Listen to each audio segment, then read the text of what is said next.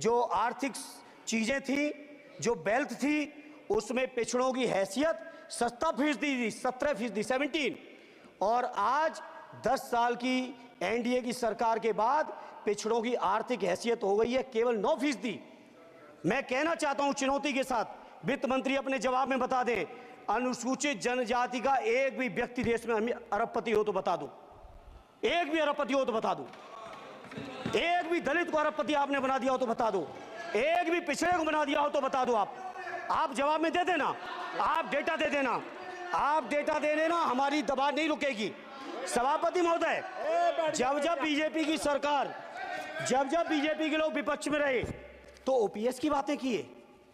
10 साल से आप सत्ता चढ़ा रहे हो, 11वां बजट पेश कर रहे हो, पूरा देश आज ओपीएस के लिए सरकारी कर्मचारी परेशान है, कहीं ओपीएस की चर्चा नहीं है, पुरानी पेंशन की कोई चर्चा नहीं है। सभापति महोदय, पुरानी पेंशन तो पुरानी पेंशन, हम मांग करते हैं, बहुत बड़े राष्ट्रभक्त आप बनते हो, मैं मांग करता हूं देश के पैरामिलिट्री फोर्सेस को आप पुरानी पेंशन दीजिए। मैं मांग करता हूं, आप राष्ट्रभक्त हैं ना, सीमा पे जो सुरक्षा कर रहे हैं, जो शहादत झेल रहे हैं, मेरी मांग है कि आप उनकी ओपीएस दीजिए। वो आप ओपीएस नहीं दे पाओगे। इसी तरह से सभापति महोदय, देश के अंदर बहुत से ऐसे संविदा कर्मचारी, एक से एक बढ़िया फार्मूला, अब कानूनन मंडल आयोग लागू हो गया तो कैसे पिछड़े और दलितों को रोके, तो संविदा कर्मी की प्राइवेट कंपनी, प्राइवेट आपने आउटसोर्सिंग कर दी। आउटसोर्सिंग के कारण से देश के सारे दलित, सारे पिछड़े, सारे आदिवासी आपकी सेवाओं से बाहर हो गए, उनके पास कोई कानूनी हक नहीं।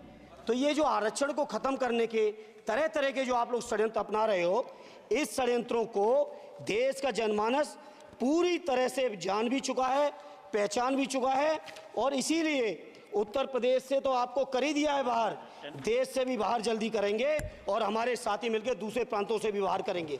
इसी तरह सभापति महोदय, हम मांग करते हैं, आप सोचिए, उत्तर प्रदेश अकेले के अंदर, देश के हालात मुझे नहीं पता और बदतर होंगे, अकेले उत्तर प्रदेश में 1000 से ज्यादा शिक्षा मित्र आत्महत्या कर चुके। सभापति महोदय, कोई सरकार के कान पे जू नहीं रेंग रही है, किसान आत्महत्या कर रहे हैं, इन्हें कोई मतलब नहीं, अनुदेशकों को तनख्वाह नहीं मिल रही है समय से, कोई मतलब नहीं, आंगनबाड़ी महिलाएं परेशान हैं, इनको कोई मतलब नहीं। सभापति महोदय, आपकी आशा बहुएं, आपकी ये रसोईया महिलाएं, आपकी आंगनबाड़ी, पंचायत सहायक, रोजगार सेवक, मैं समझता हूं सभापति महोदय, यहां बैठे हर सदस्य के पास इनके क्षेत्रों का ये डेलीगेशन जरूर मिलता होगा और मांग करता होगा कि कम से कम हमारा मानदेय बढ़ाया जाए, हमें स्थायी किया जाए।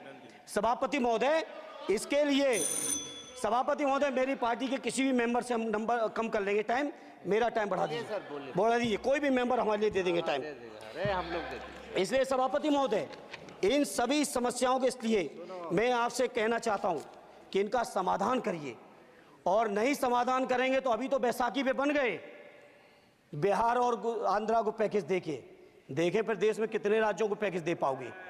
अरे वित्त मंत्री जी, उत्तर प्रदेश से आते हो, इतना भी हक नहीं कि पूरे बजट भाषण में एक बार उत्तर प्रदेश का नाम आ जाता। इतना अयोध्या से नफरत हो गई, अयोध्या से अवधेश जी क्या जीत गए, आप लोगों को इतनी नफरत हो गई कि एक भी उत्तर प्रदेश का एक बार भी नाम नहीं आया। सभापति महोदय, इसे मैं आज इस मौके पर सभापति महोदय, देश के गरीबों, किसानों, नौजवानों, व्यापारियों, बुनकरों, सभी की ओर से कहना चाहता हूं, ये बजट देश विरोधी बजट है। कुछ समस्याओं के लिए सभापति महोदय, संवेदनशीलता के साथ मैं कहूंगा सरकार को विचार करना चाहिए।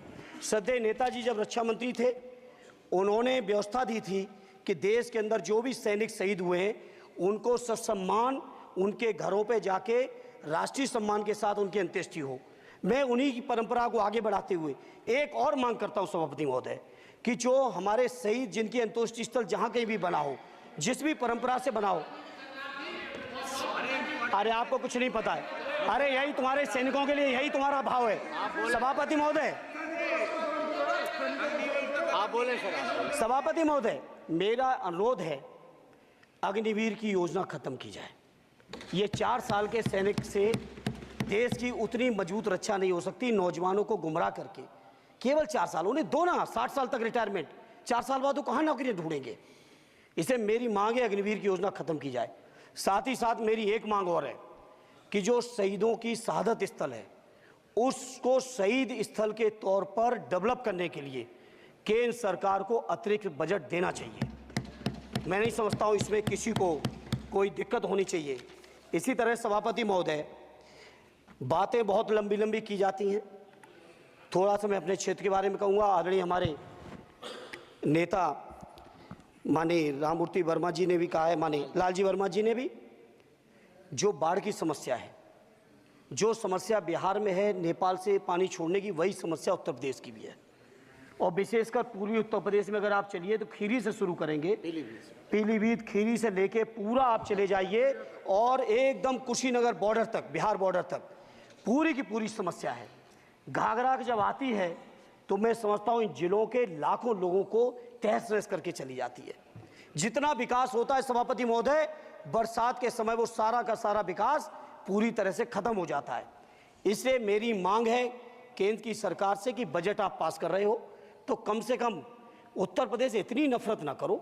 2 बार तो उत्तर प्रदेश की दम पे ही बैठे थे और तब भी ये वित्त मंत्री जी हंस रहे हैं, इनके यहाँ भी आता है बाढ़ तो जाती होगी, महाराजगंज बसता तो नहीं होगा, कुशीनगर बसता नहीं होगा, आपका मऊ बसता नहीं है, आजमगढ़ बसता नहीं, अम्बेडकर नगर बसता नहीं, बहराइच बसता नहीं, खीरी बसता नहीं, श्रावस्ती बसता नहीं, पीलीभीत बसता नहीं, बलिया बसता नहीं है, कुशीनगर बसता नहीं है, गोरखपुर बसता नहीं है। इतने जिले तो हमारे उत्तर प्रदेश के प्रभावित हैं। तो बिहार की तरह से एक विशेष पैकेज हमारे उत्तर प्रदेश के लिए भी दे दो। कम से कम इतना तो कहने की हिम्मत रखो, केवल चीखने के लिए बैठे हैं सब के सब। सभापति महोदय, दूसरा एक मैं बात, हमसे पूर्व जो सांसद रहे हमारे आजमगढ़ के, बड़ी लंबी लंबी बातें की, गोरखपुर से आजमगढ़ होते हुए बनारस तक का हमने रेलवे लाइन स्वीकृत करा दिया। सभापति महोदय, मैंने जब पता किया अधिकारियों से तो सच्चाई ये है कि अभी उस पर एक भी पैसे का बजट का आवंटन नहीं है।